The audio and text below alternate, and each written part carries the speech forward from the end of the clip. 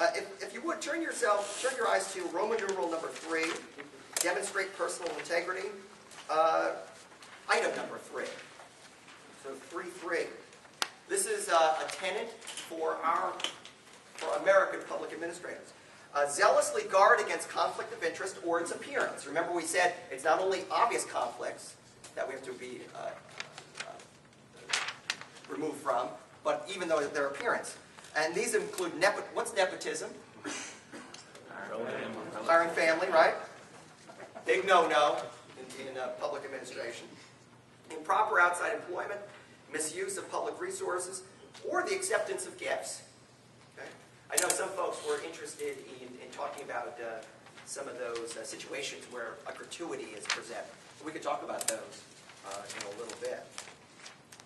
But pretty clearly, these are the standards for our profession. Has anyone ever seen this before? No one's ever seen this before? Okay. This is on the ASPA website. It's on the back page of Public Administration Review.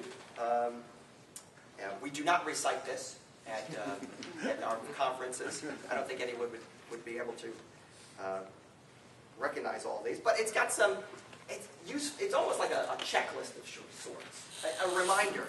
I don't think it's too handy when you're faced with an ethical dilemma to say, okay, what does the Code of Ethics say? But it gives you some broad themes. You know, eliminate unlawful discrimination. Make sure you bring citizens into the decision-making process. It's kind of good reminders every now and then to have. Okay. Like you never served on a Code of Ethics board for a profession. You pull them out when you get a complaint and go to them, usually what you just said. Did you violate this and did they violate that? Did she violate that? Right. And sometimes professions will have a sanctioning authority associated with it.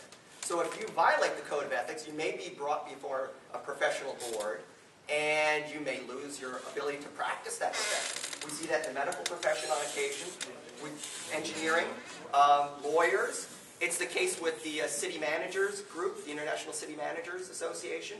They can take away your ability to basically be involved in that profession. ASPA does not have such a sanctioning approach to it.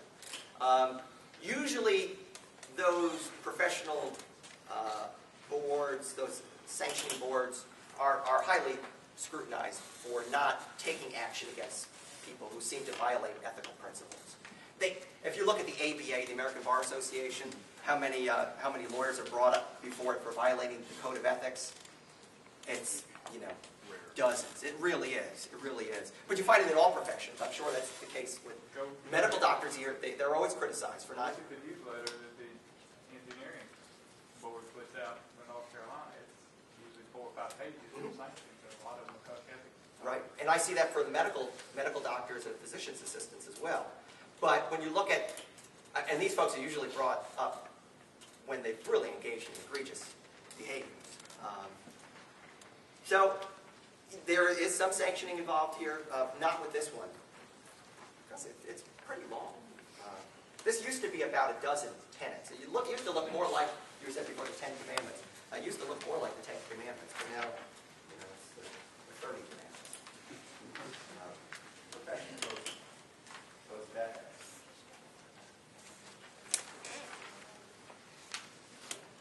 Okay.